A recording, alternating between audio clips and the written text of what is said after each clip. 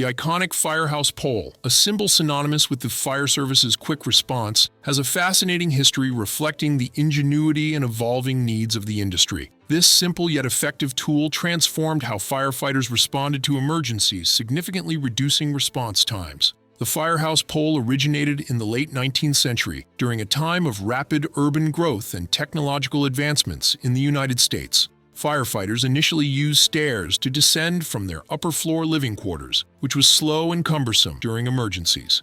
In 1878, Chicago Fire Department Captain David Kenyon observed firefighter George Reed sliding down a wooden pole used for hay and recognized its potential. Kenyon installed a 3-inch diameter wooden pole, allowing firefighters to slide down quickly and reduce response times. In 1880, the first brass pole was installed at Worcester Fire Department's Engine Company No. 1, providing a safer and faster descent. By the early 20th century, brass poles became standard in firehouses across the United States, significantly improving firefighting efficiency. In recent years, safety concerns have led many fire departments to reconsider the use of poles, favoring sliding chutes or improved stair designs. Despite these changes, the firehouse pole remains a cultural icon and symbolizes the commitment to efficiency and bravery within the fire service, representing the innovative spirit driving the evolution of emergency services.